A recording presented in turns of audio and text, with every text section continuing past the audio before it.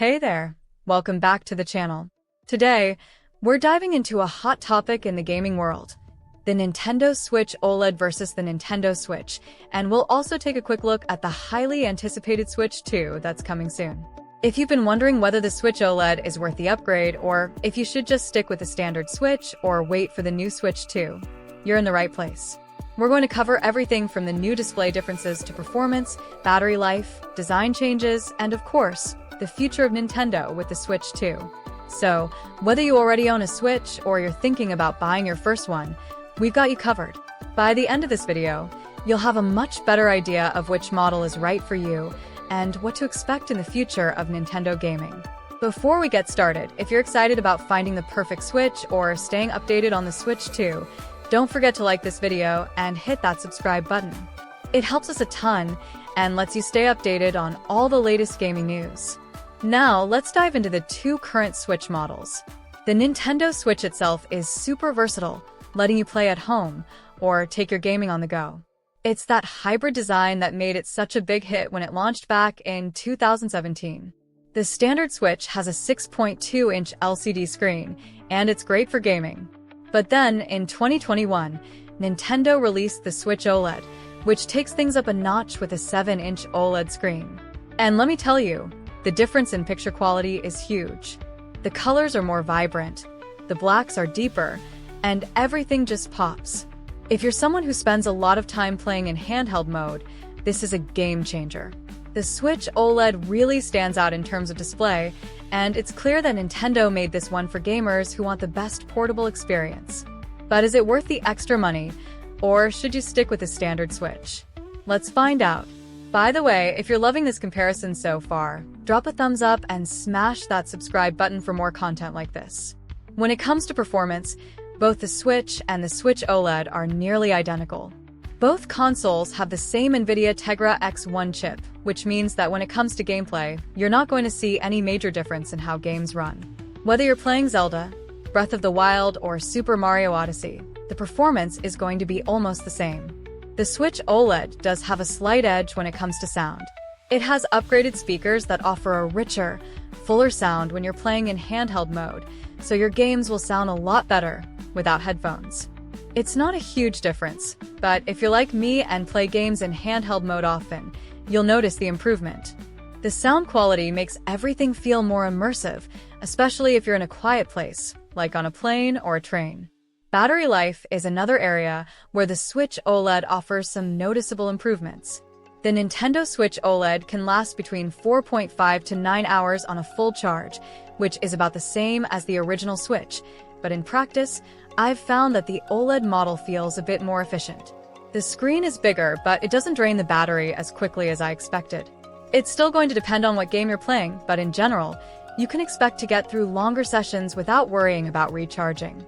It's especially helpful if you plan to take your Switch with you on long trips, or if you're using it as your primary device for gaming while traveling. And now for a little fun, if you're already picturing yourself playing your favorite games on the new Switch OLED, hit the like button and subscribe for more fun comparisons like this. One of the biggest selling points of the Switch OLED is that gorgeous 7-inch OLED display. The colors are so vibrant, and the deep blacks really make the games pop. It makes everything look so much sharper and more detailed. Whether you're exploring the wilds of Zelda or getting into an intense Mario Kart race, everything just looks a little bit better on the OLED screen. The extra screen size, combined with those better colors, gives the console a more premium feel. It's a great upgrade for anyone who spends a lot of time playing in handheld mode.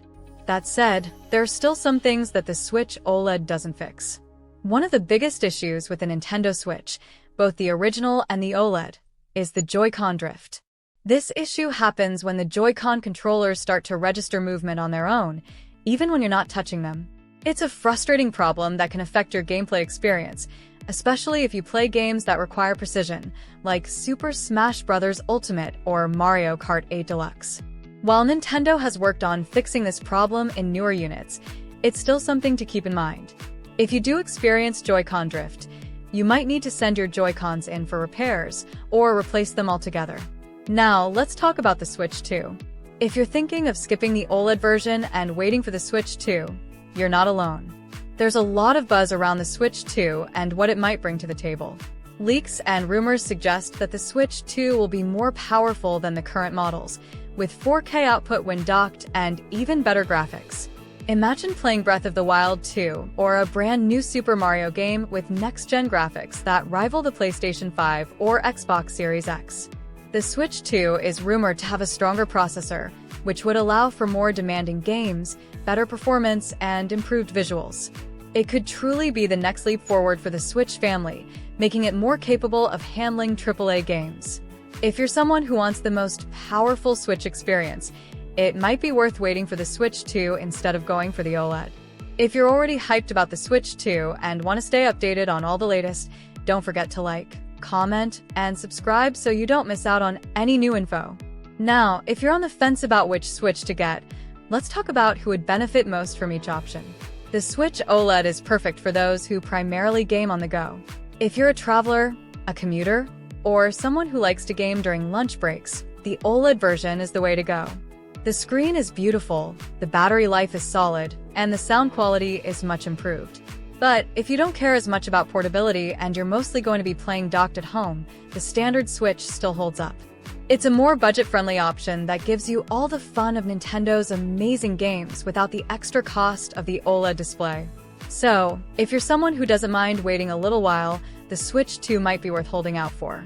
The performance improvements, 4K graphics, and more powerful chip will definitely make it appealing to gamers who want something that's going to last for years to come. In conclusion, both the Nintendo Switch OLED and the Nintendo Switch are great options, but it all depends on your needs. If you're looking for a more premium experience and you game a lot in handheld mode, the Switch OLED is definitely the way to go.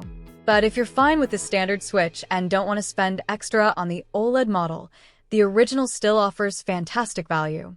And if you're willing to wait for the future, the Switch 2 could be the perfect console for the next generation gaming experience. Thanks for sticking with us through the video. If this review helped you make a decision, don't forget to like this video, subscribe, and hit the notification bell so you can stay up to date on all things Switch and gaming. Let us know in the comments which